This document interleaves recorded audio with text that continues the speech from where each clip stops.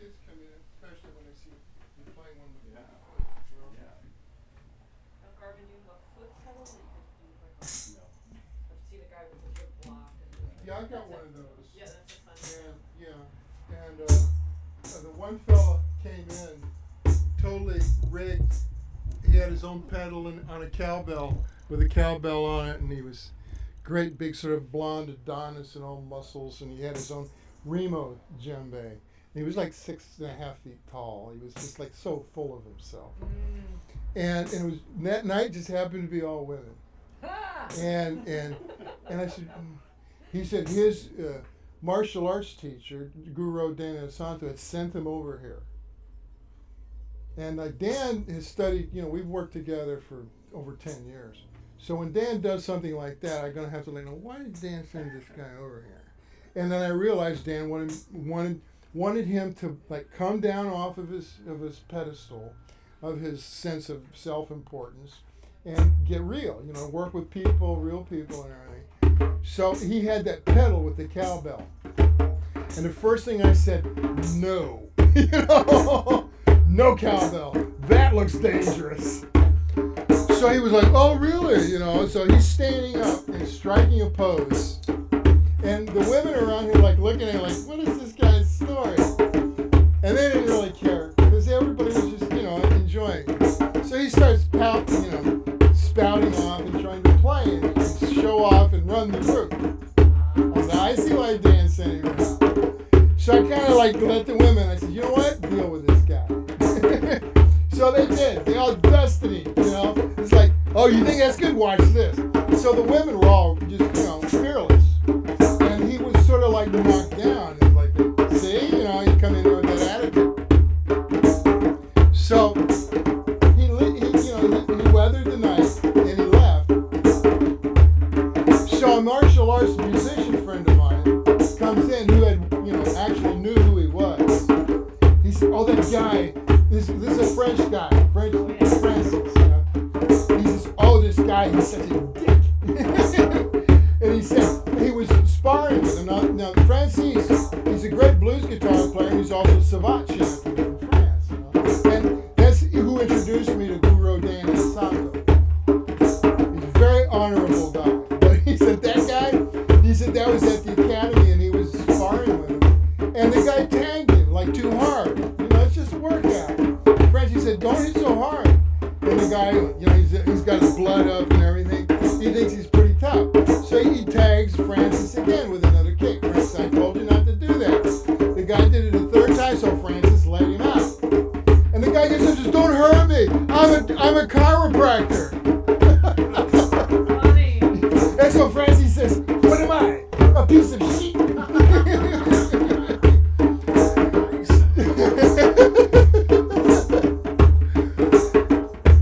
Maybe Francis will float in here one day. He's just priceless. He's a great drummer, great blues player. I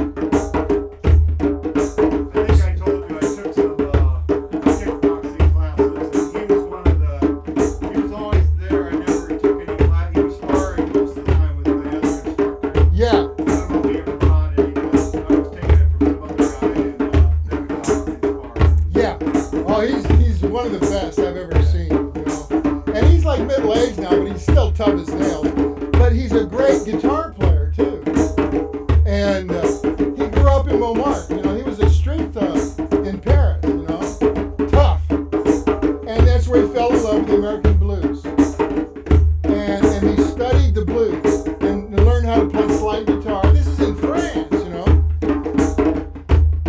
He said they were trying to translate the words of American blues traditional songs.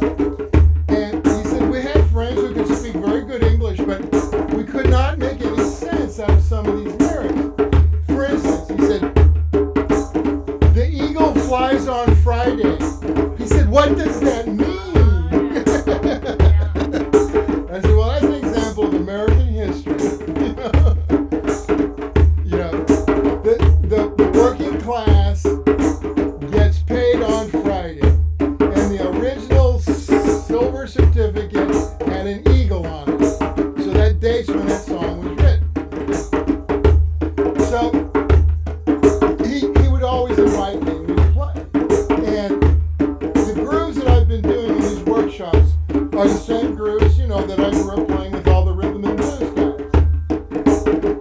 That's why I know these grooves are going to work. It's not me. It's like I learned these things from the guys, you know, who basically channeled that from the earlier generations. So, like right now, what we're doing, this tempo, this is 1,000,000 songs. You know, like just off the top of your head, can you identify a song that this groove would work with? I'm putting her on the spot.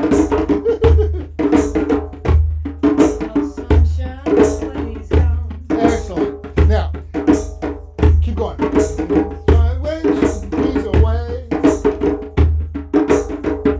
Ain't no sunshine. You always want to remember. Lay it back. Goes away. Okay, drop down a little bit. Don't play less, but just slow the tempo. There it is, right there. See how now you're in the blues mode. This is the ballad tempo. You see. Okay, now that's a swing. That's going to be a little, but see, you're musical enough to make it work. And that's what was always amazing about the traditional entertainers. They could make a song work in a lot of different groups. You know? But now that we back this tempo up,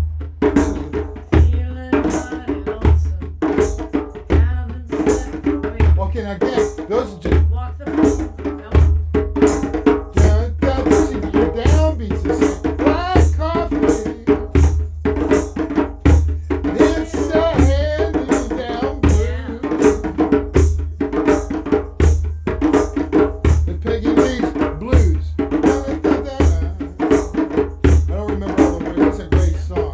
So now we're in the swing, the traditional big band blues shuffle. And so the first song you sang after Bill Withers was what? Now that's a little brisker. Okay, lock it right here.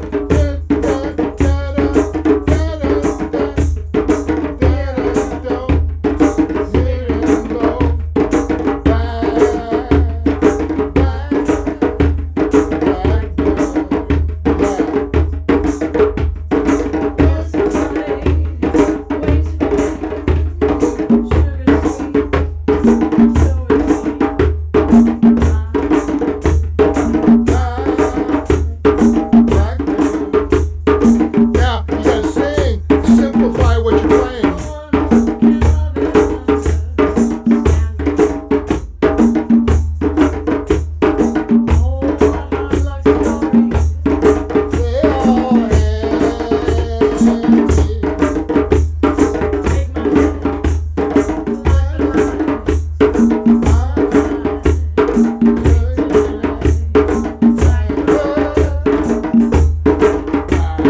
Great song. Now, if you got your band with you, you simplify what you're playing in order to let them fill it in and ease up on your workload as you can focus on your voice. So it's real simple.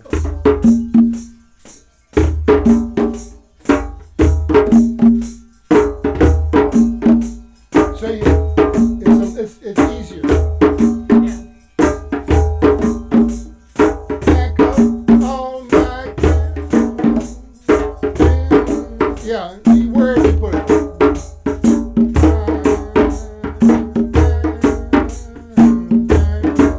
Now here I'm doing different. Yeah, go record or make the notes whatever you want. Now again, when you're hitting that, okay, your left hand, you got to spring up. Okay. Come up off the head. Yeah, it's more like a conga technique where the fingers spring away from the head. So think about from your elbow. Hitting it, yeah.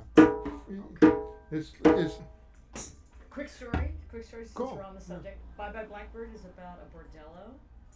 And Really? it's called The Blackbird, and the woman's wanting to get away. Pack up all my care and well. oh. So there's a singer, Barbara Cook, and she closes her show with that song, and then she also morphs into House of the Rising Sun. Oh.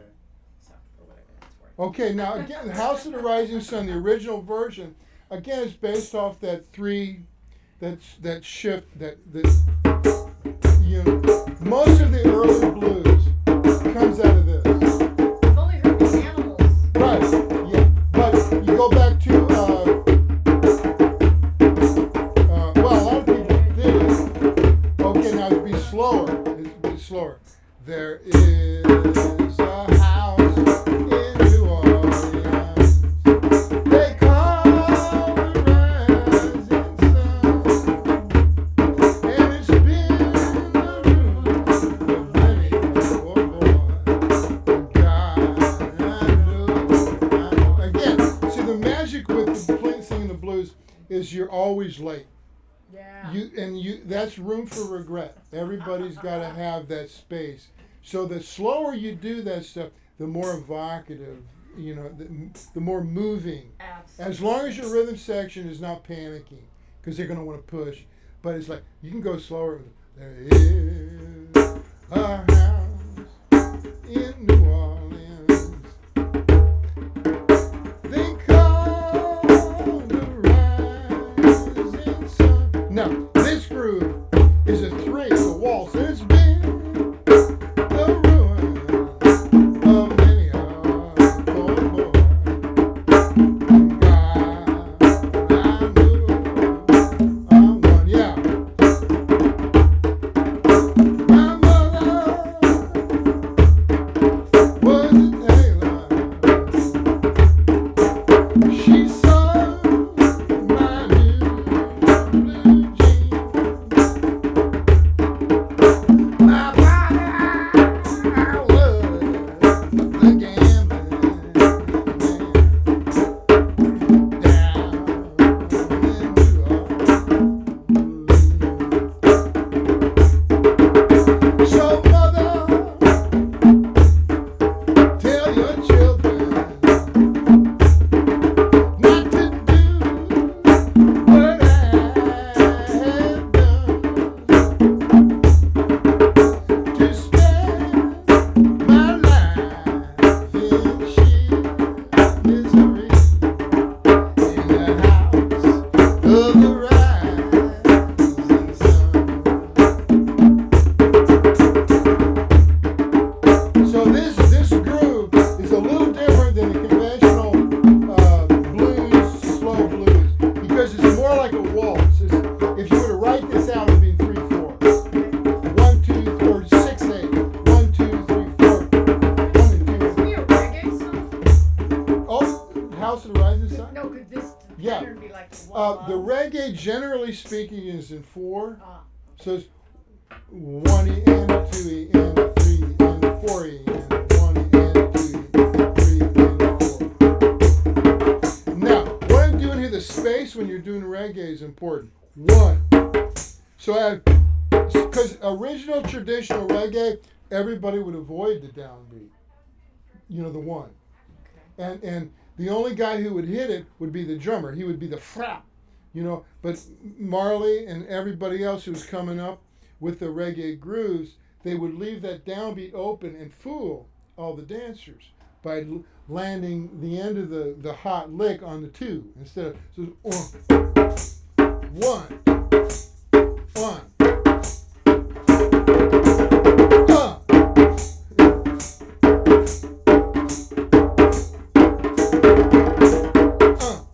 Yeah. So now reggae has been co-opted by pop music, so they put the downbeat back in. So when we do it on a djembe, yeah.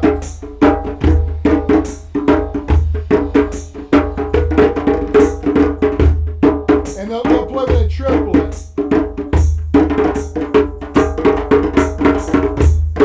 Where you do just the right hand, so you get the here. Yeah. Stop that train.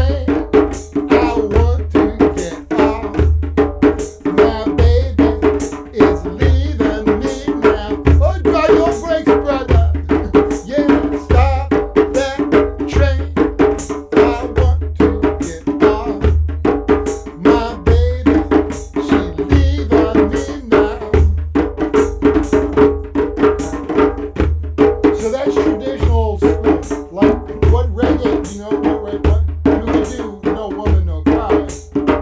But you do that one? One Love. Oh, that's a great one. Well, and that's a little faster. One love. Right here, a little faster. I don't know the words. We did it last night as an instrumental. Oh, Because the piano player had a great turn on it. And he said, you know a reggae beat. And I said, I'll come up with something. yeah, and I'm sure you did. So the difference between a regular pop groove and a reggae is the two little notes that happen after the downbeat. See, when you're doing a regular conventional pop, like Rolling on the River or whatever, it's like that's sort of a Norte version of Afro-Cuban merengue. Now, what reggae does is that you leave all that space and you go 1, 2, and, or 1, 2, D, or 1, 2, and 3, 1, 2, and 3, 4, and 1, 2, and. So you see the difference? As soon as you do that, the players will recognize that you're going for a reggae. The big deal, though, is not to push. Because you think this is hot, go to Kingston. And it's like, and you got to play back. You got to play way fat, slow, back, and apart. Even if you're playing fast, you got to be late. Because that just keeps everybody cool. So it's like, but One Love, that cooks actually.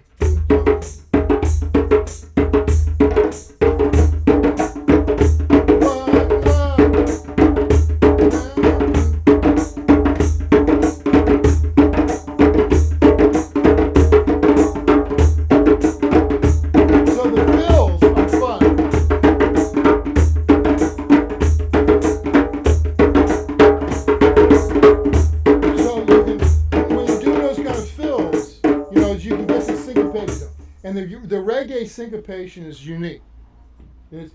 Most of it's based off the triplet, and where you take one hand off the drum like you were doing, and that'll be the reggae fill, sort of the foundation for it. But when you're doing this is not the triplet. It's a real fast triplet, but it's like 1 E and a 2 E and. It's like the straight up and down eighth notes. 1 E and 2 E and 3 E and 4 E and.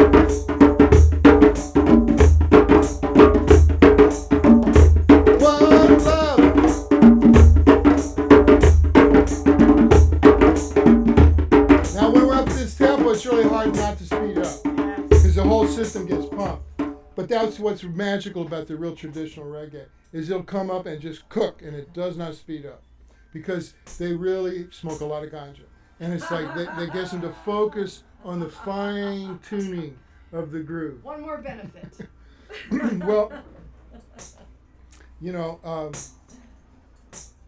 I remember the first time I was playing in Florida, and we had actually smoked some ganja before we played. This is early as a kid, And I was the youngest in the band.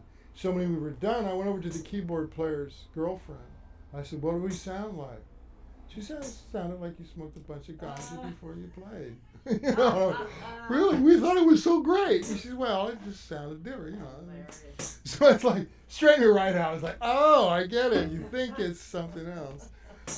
So when I lecture, I was doing lectures around music departments around like the music schools and I said, first thing you do when you're doing a mix, what do you do? And all the guys, the hip hoppers and rappers in the class, and I said, come on in.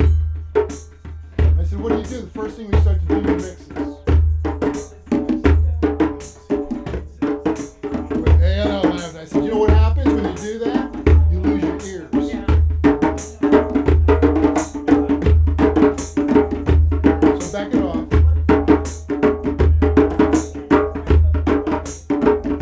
So if you have a question, just, hit a drum or whatever, Because Sunday afternoons, at 3 o'clock, this is the drumming meditation workshops.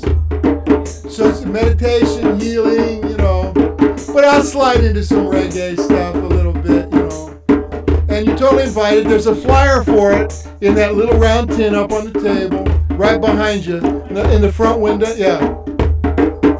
We also do Tuesday, Friday nights too. So that note right there, that's really traditional. You see how it makes it pop? So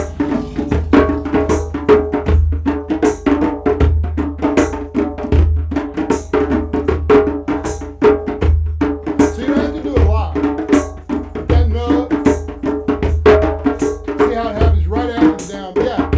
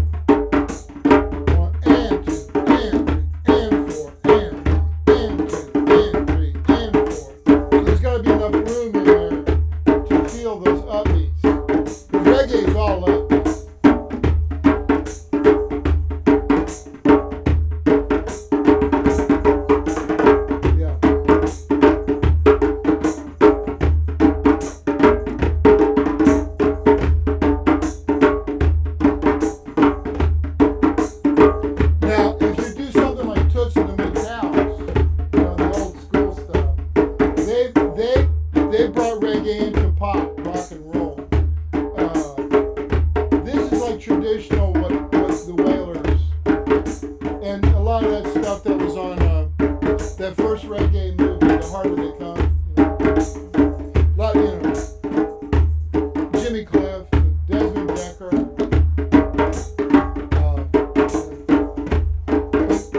Jimmy Cliff was also going for pop too, so he would give a little reggae. One of his big was even slower than this. It's like he did it as a ballad. Many rivers to cross, and I can't seem to find my way over. I've got many rivers to cross, and the wide cliffs of Dover.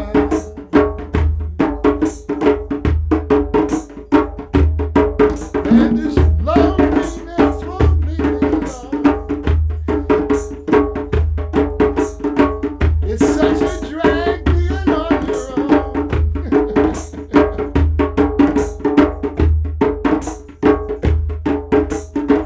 So I have to try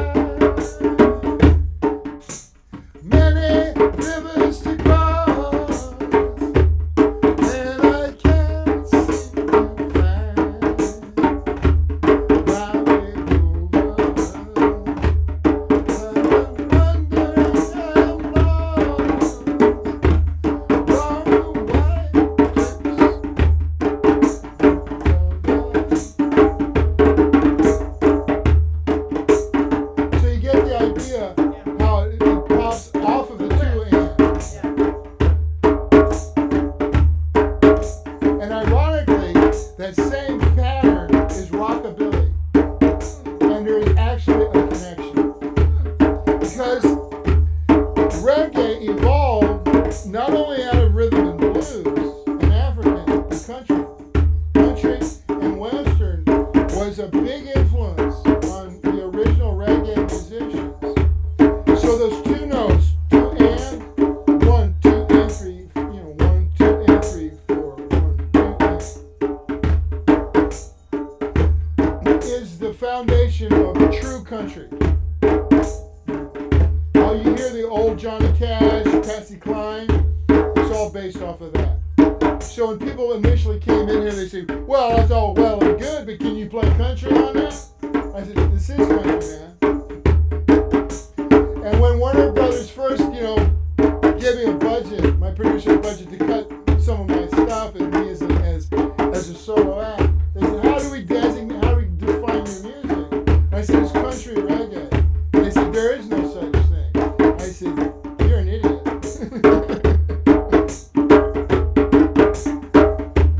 So you can do a really fun, the medley stuff, going back and forth between reggae and country, as long as you know that trick. Because I played with Dorsey Burnett, the original rock and roll trio.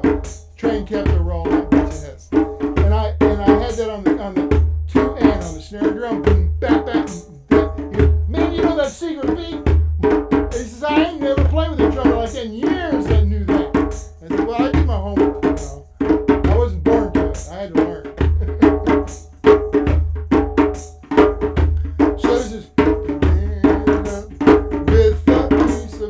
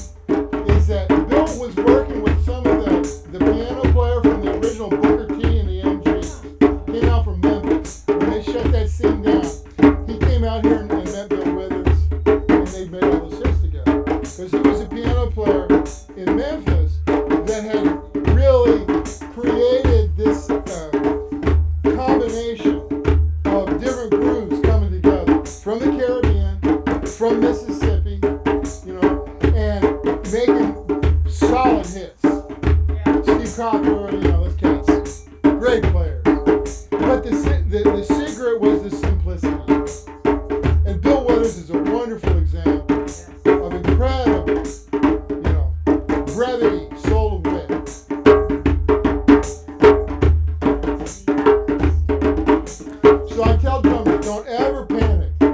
Whenever you feel nervous, back it off. Because most likely, you're speeding up. And that's how you're losing them. And it goes against the fear being generated in the intellectual mind, which is speed up, try to capture, try to, and that became the foundation then for the Healy drums. So people are in a panic, just slow your tempo down, and the mind calms down.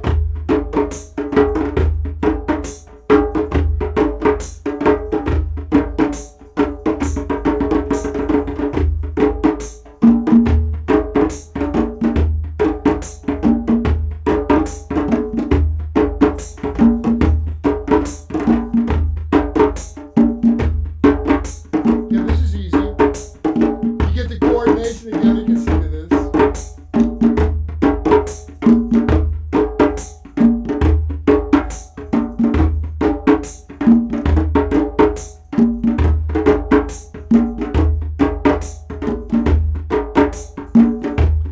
Okay.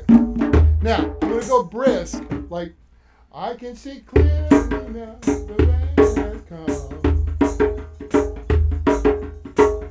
I can see all obstacles in my way.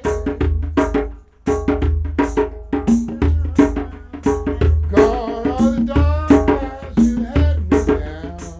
It's gonna be bright, bright, sunshiny day.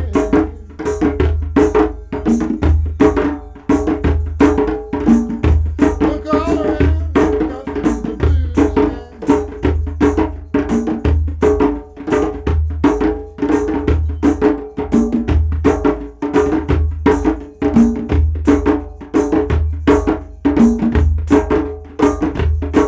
Play it back, don't speed it up. That's the hard part.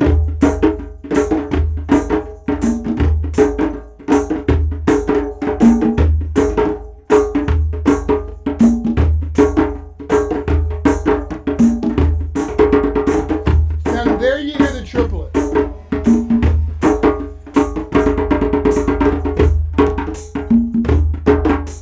The triplet is a holdover from the traditional original blues grooves.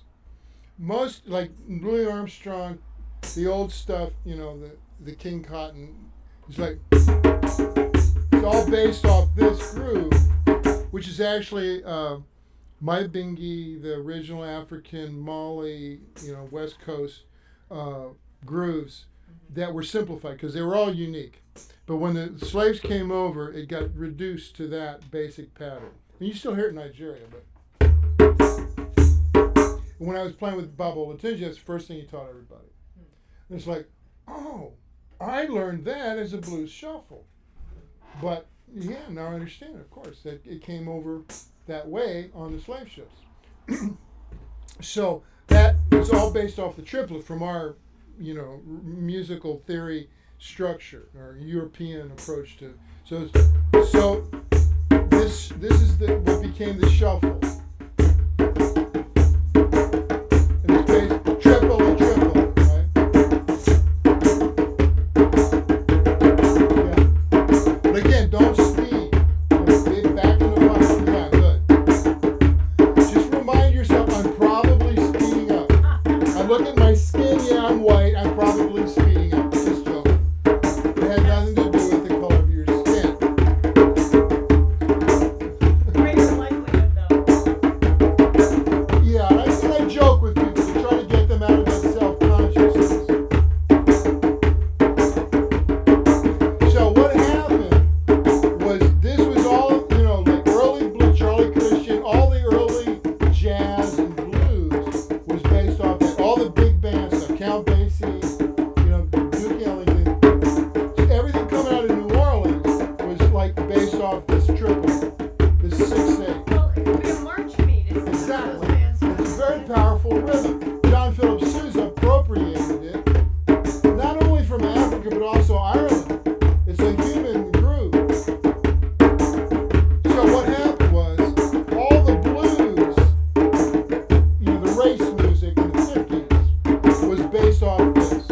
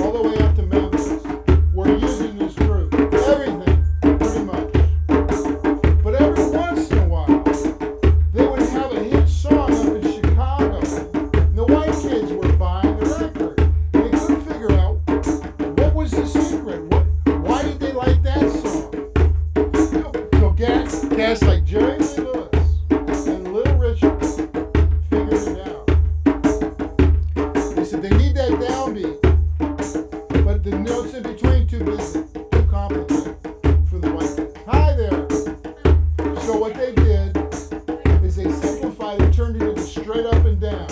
Real obvious.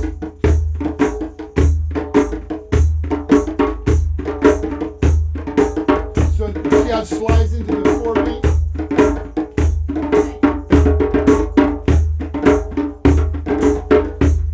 You made it. So now I'm over to the 4-beat. And that's how Chuck Berry found the secret. He started doing a straight up and down 4. And then he borrowed the country.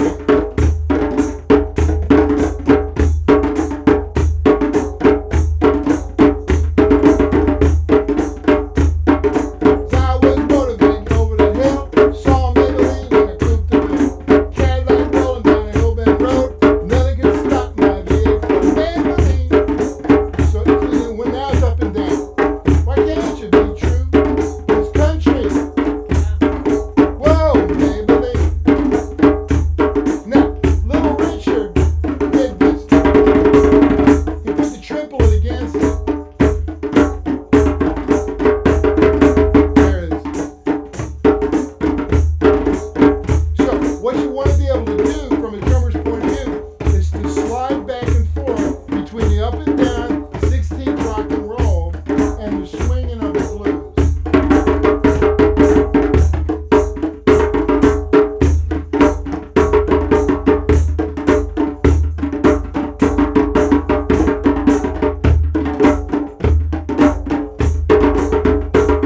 See how I'm going back and forth? Yeah, that's your triplet. Now we're going to do the 16th. Here it comes. 16th again. 1, 3, and 4 again. You start to hear the difference? Now just stay in the 16th notes, in the 4.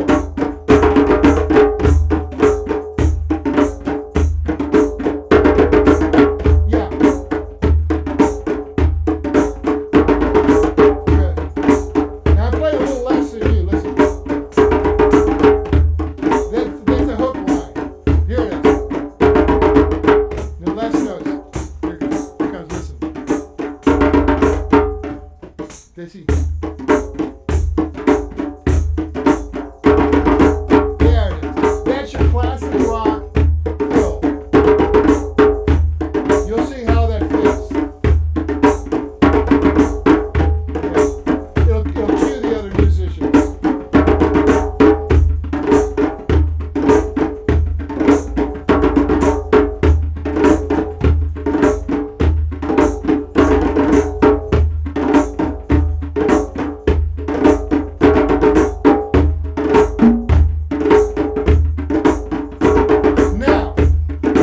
Now you mix it with the triplet.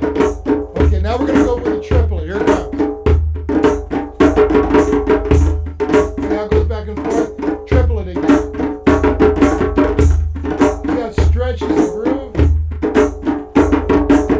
Yeah.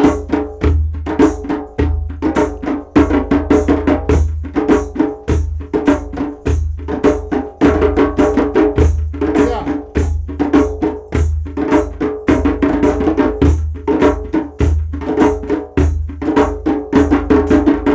So now you got both.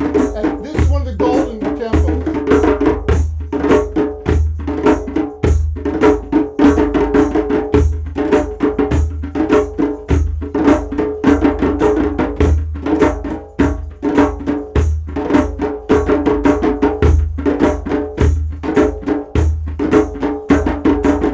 Good golly, Miss Smiley, sure like the ball.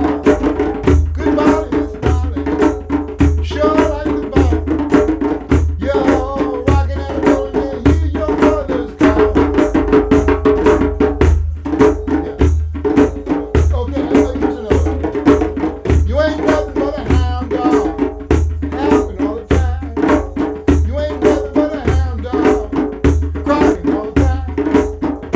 Well, you ain't never gonna love it, and you ain't no friend of mine. So that, and Elvis did that. He mixed them both together like that. Well, those cats that he's playing with. Yeah.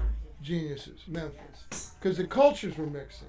So the whites were bringing in the straight up and down 16 because it was more obvious to the kids. They could find the downbeat, they could dance to that. The triplet was a little too snaky for most of the kids, from the middle class, white neighborhoods.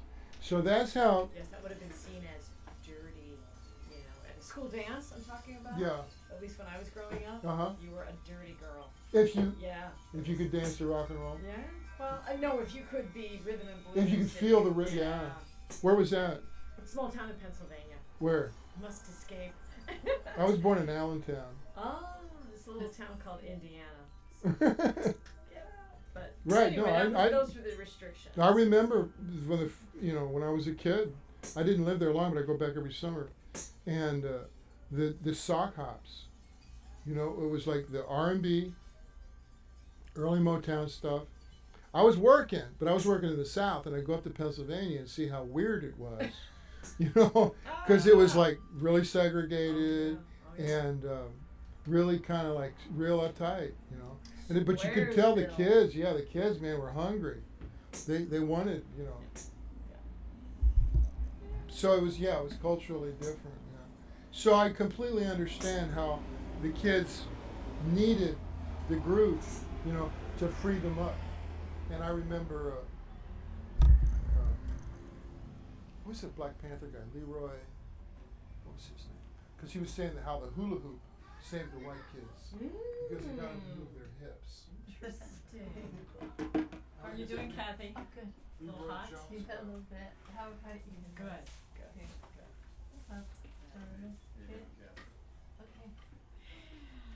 Okay. So I got again distracted by this really nice guy came in who was about virtual reality. He's got this whole virtual reality company where he was doing a live show with virtual camera, 360-degree camera, where you put on, when you watch it, you put on the eyeglasses, the goggles, and he put it right in the middle of the band on stage. These bands I've never heard of, But he wants to do it in here with us. He's going to send his director over, and because it Like what would the virtual reality the virtual be? people then would put on those stupid-looking goggles, and Eventually you just won't have to leave the house anymore. you don't have to leave the bloom, Go to a concert? I can just watch it on YouTube, Really?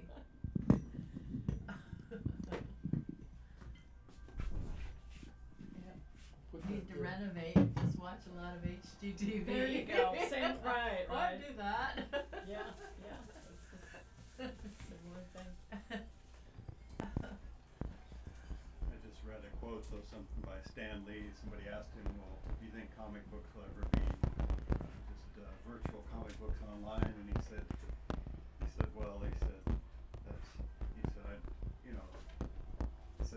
a lot of things. He said, it's like, he said, a beautiful woman, it looks perfectly fine on the computer, but I'd rather hold them in my hand. It's like, something to that effect. Yeah. Hold the comic book. Yeah, he said, whether it's a book or, whatever. I mean, it's just a different, like when I read a newspaper, I can't put it down to finish the damn thing. It can end up taking so much time. But if I go online, I just skim through it and I'm done. I can't Different sit there. focus. Yeah, I can't do it. I don't like it. I don't know what you guys, I find it really hard I don't have any interest in reading stuff online, but a lot of people do. it's a different experience. They do the Kindle and all that stuff. Yeah, I don't like looking at a screen. I've had to change my whole musical approach, and as well as writing approach to appeal to the online sensibilities of people, because it's just so different. But we still need it. We still need to read stories and printed word. And right now I'm changing and doing a final polish on this book called The History of the Groove. And every time I go back to it online, I can change stuff so instantly, so quickly, that it's like too glib, and I've got to decide and stay, with a decision in order to just to get the thing anything done because there's too many options. And it's like, so what I do now is like I have to go to the library and check out a book and read printed words on the page, feel the paper, to get me motivated again. To like, you know, find that original story idea, and you know, because the tradition of storytelling is, you know, this is ancient. Okay. And also, you know, things like comic books become collector's items. They Right. become cool again Right. as the generations move on. Right. You know, Yeah. Online stuff. let's hope. Yeah. Not really. Photographs, old magazines, old photographs, like from Life magazine. Yeah. Stuff. Retro furniture, lamps, that kind of thing can become cool again. Really, thanks, buddy. Thank you. You're welcome. Yeah. Well, I remember B.B. King talking about, like, he'd been playing the Chitlin circuit, you know, most of his life. And he was resolved to that for the rest of his life. He was like a little over middle-aged. And suddenly he gets a call from this place in San Francisco, you know, Bill Graham. And I was just thinking in the mid-60s. And wants him to come out and play in San Francisco. Well, he figured it was a blues club in San Francisco. And it's the Fillmore. And when he walks on stage, suddenly these kids stand up and give a standing ovation, white kids. They couldn't believe it. He started crying. They couldn't believe it. He said, "What is this?" And they had rediscovered him, thanks to Bill Graham and others, and the British invasion, you know, cop and all this stuff. And so he suddenly had a new career. And that, because he was always truthful. Whatever he was doing in his music was completely truthful. And that never, it'll go out of style superficially. So that's kind of like when I said, I'm doing this, you know, I'm coming back to music, you know, took my suit and tie off, I wasn't worried about it because I knew that people need music. They need real grooves. So I said, you know what, I'm going to just do what I want to do. Because I remember talking to Dwayne Allman about this. He said, man, I'm just doing what I do. You know, it's what I know how to do. And if the rest of the world, you know, connects to it, good. But I'm not going to really worry about it. Because this is what I can do and this is what I'm going to do. So I went back to that wisdom of all the old rhythm and blues guys that I knew. Same thing happened with Chuck Berry. He was totally like, his career like bottomed out several times. But he always came back because what he was doing was this eternal truth, this eternal grooves. So when I'm working with people who want to learn music, that's why I teach the way I teach. You connect to these eternal grooves. Whatever you put on top of them, it's going to work.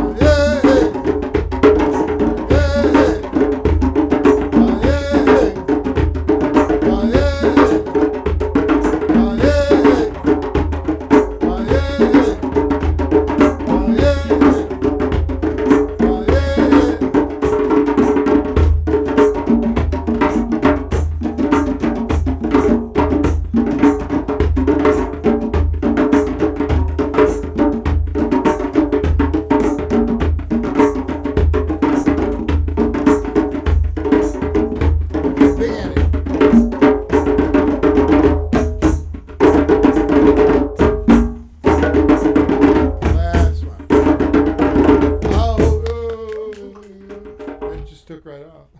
Where's our tip jar? To scoot this over a little bit more so we get you both singing. Yeah. So that's been fun though, like going over those grooves.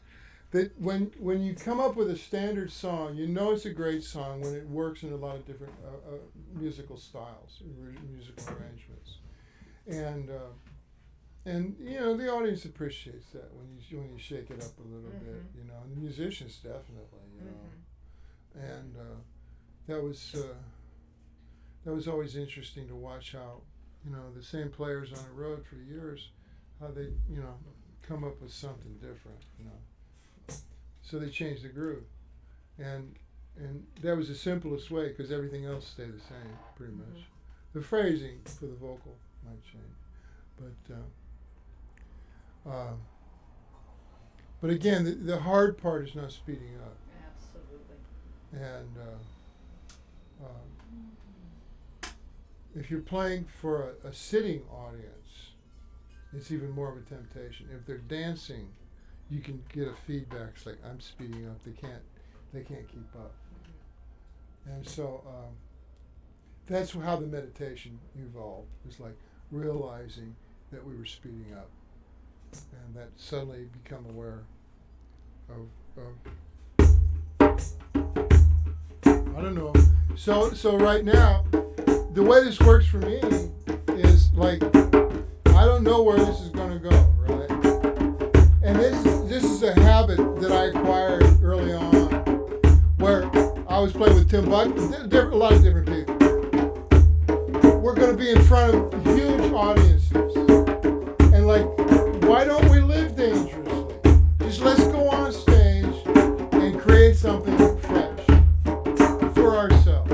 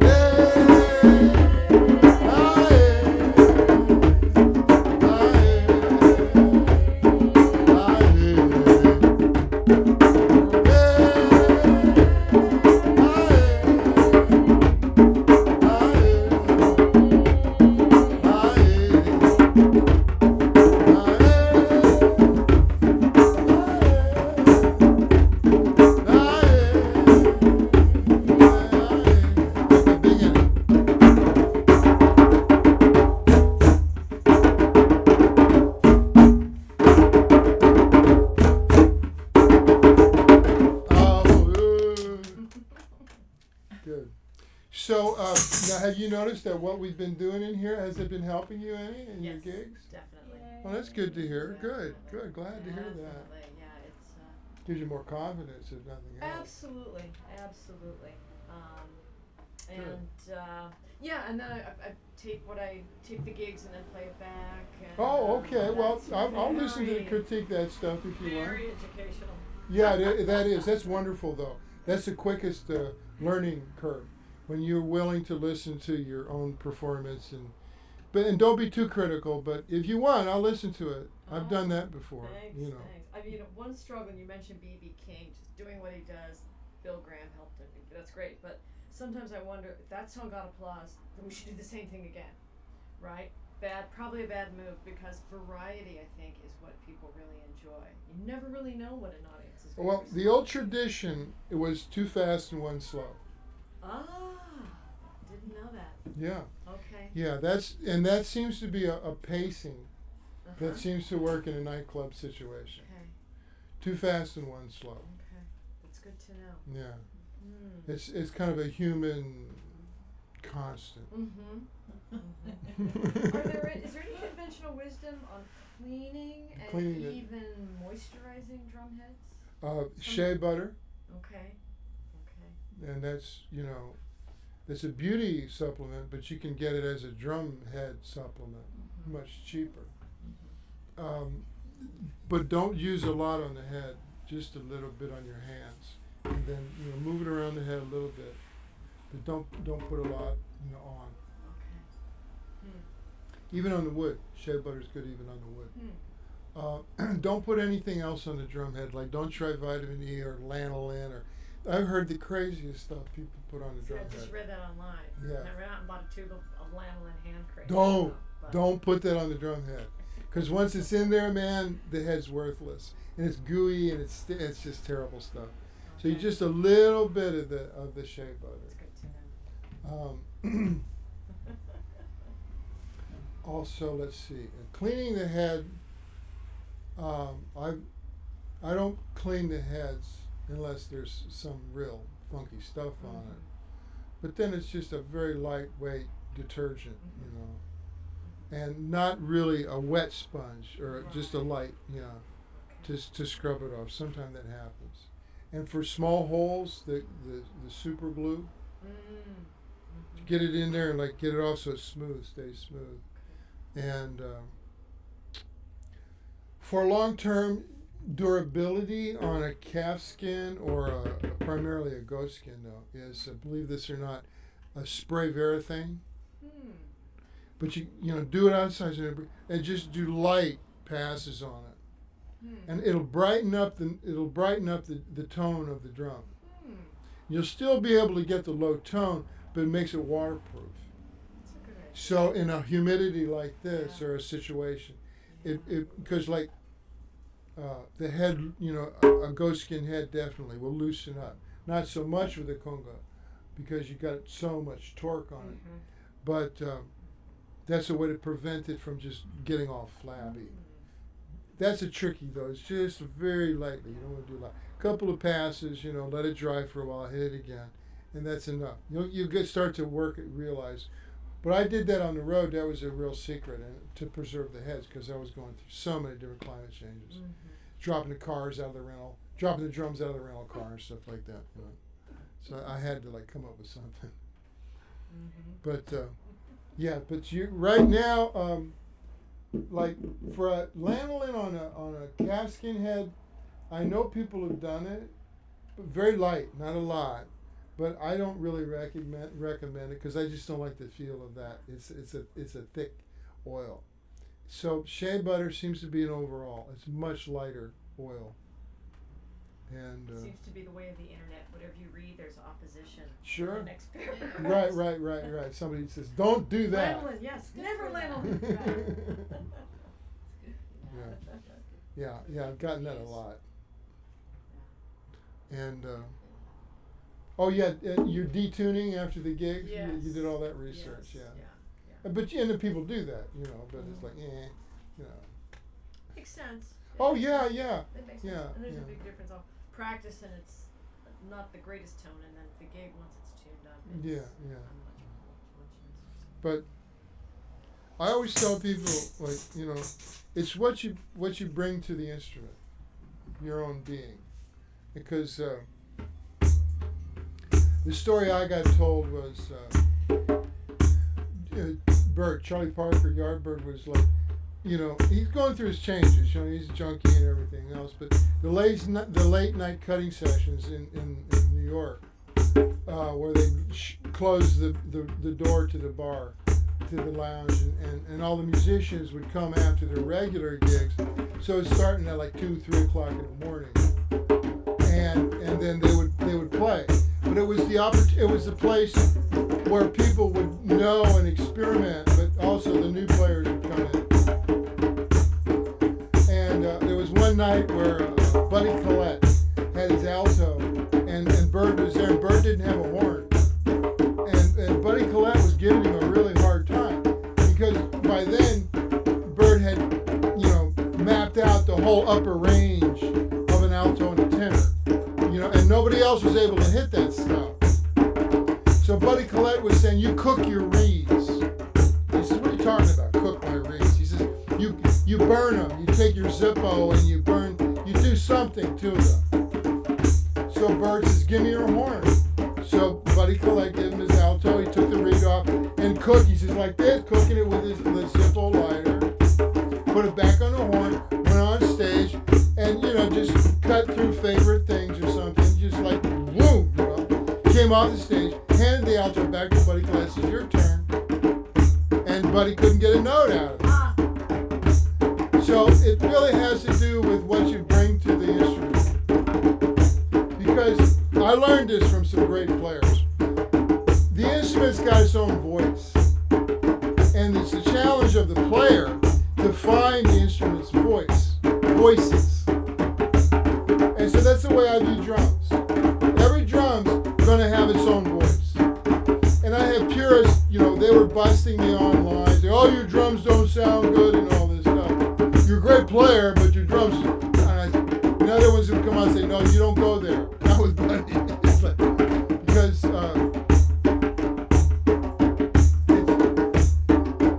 well, the old blues guys,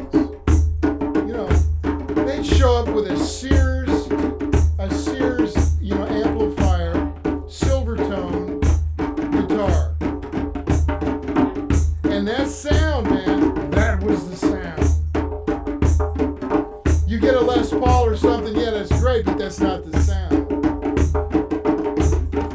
So don't be shy about, like, if you don't think your instrument is up to par, don't go there.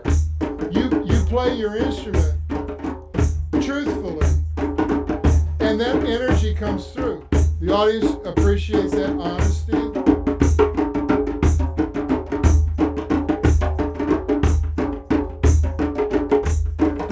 Don't mind the other musicians, because they're a bunch of snobs anyway.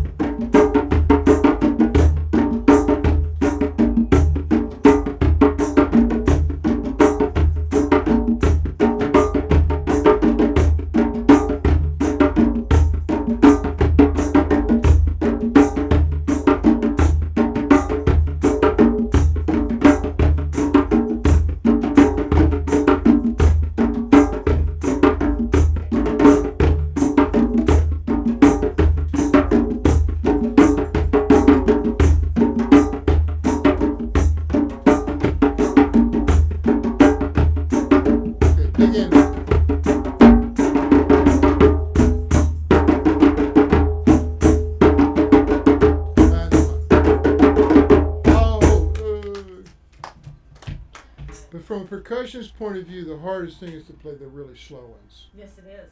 You know, it's like Definitely. what's the slowest songs that you do? Boy, we do a lot of ballads. But the percussion stuff on a slow one really Yeah. matters. It Uh-huh. really, really makes a song work. If it's Every time we say goodbye, I die a little. The Cole Porter tune. oh yeah, wow. That's sometimes I just don't drum. I'll just sing that one. Yeah, I that don't makes want- that one. Yeah, that one's those gorgeous chord changes.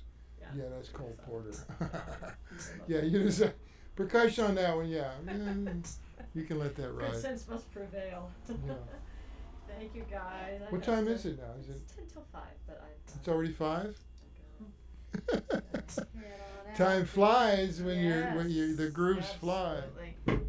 Well, we're gonna go down and see Hall & Oates tonight Oh, at Irvine. how wonderful! Well, Charlie called, the saxophone player, A great musician. and yeah, they are Wow. always tremendous players. So- Abandoned Luncheonette was one of my first albums. Remember that? Yeah, that was That was before one of Charlie went with him, Oh, okay, it's one of their early. and so they didn't really have any hits at that point because Tommy Mottola, their manager, was insisting that they bring in like hack line producers. But as soon as Daryl was able to convince them to let him and John produce together, that's when they started. Plus, when they got Charlie playing tenor, Yeah. that's when they started having hits, one after the other. Tommy Mottola then, didn't he work with Mariah Carey? Or he went on to some big Oh names, yeah, but, oh yeah, oh yeah. The other great tune, and they speak of Hall & Oates, is the Daryl Hall tune. Every time you go away, you take Yeah. a piece of That was a me. huge hit in England. That was With- I forget the guy's name. that was his only hit because Yeah. he developed notes because he was so successful with that song. He had He toured and it blew his vocal cords out. But that's a great song. the- Hey, we don't have any problem. Good stuff. Yeah. But again, that's those slow ballads, man. Rip your heart out. But for the percussionist, every time you go away, Yeah. you take a part of me with you. Yeah, good People- stuff. A lot of times people like to hear the ballads. Do you watch Daryl's house?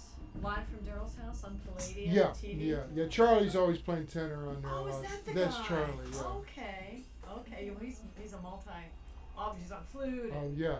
tenor and baritone and yeah. alto. Yeah, so our first band in the South, we traveled and opened for the original Allman Brothers Oh, okay. when Dwayne was alive. Uh-huh. So Charlie and I, that was our band. That's what that Wow. was about. So and we worked, between Atlanta, That's great. Miami, New Orleans. That's how we grew up. And so he's a true friend. He called this afternoon. He says, "You want to come down?" Fun. And I went, "Okay, as long as you play on my new album." He says, "Sure, of course." Well, we hope you have good Sunday traffic. Thanks. Thank Yeah. you. I have to figure out how to get down there. Oh, thanks, Kat. I went down there many years ago to Irvine. Irvine Meadows, Yeah. or whatever it's called now. They always Yeah, I guess changing Verizon names. or whatever conglomerate owns it now. But this was kind of nice today. Like you know that you can go onto YouTube and look at the archive. You may not hear my voice all the I'm time. afraid of what I'll hear. No, I mean just if you need to review Yeah. anything. Thank Because you I for see that. you bring your cassette recorder and all that I stuff. am so analog, but it works. Hey, no, I prefer analog. I wish I Analog could be girl analog. in the digital world, you know. Well, it's up to the drummers to stay analog, to Well, that's keep a good that. That's a good point of view. Yeah, no, the drummer has to keep the Stay analog. old school. Yeah, it's important for the young ones to experience the analog. Yeah. That's what I'm all Yeah, about. I think so. So you're not using a drum machine, right? Oh no. Good for you. That would be. Good for you. I No, mean, that would be like singing to backup tracks. Uh huh. Which I have done for gigs, Thank but you. It's a surprise. no. Okay, man. Have a good, You too. good time today. That sounds great. Yeah, let us know. Yeah. That's fantastic. Enjoy. I saw them out in What I want Woodlands you Hills or got. somewhere. What's that one out country or There's a oh yeah. can't think of it. Big performing. Anyway, that'd be fun. All right, see you guys. Okay. Enjoy All right, you everything. guys. Take care. Great Thanks. to see you both. Bye. Goodbye. See ya. Take care. Okey-dokey. Hi. I got a chocolate chip cookie if you want. That's nice news. Yeah. Yeah, I was having a sugar or a chocolate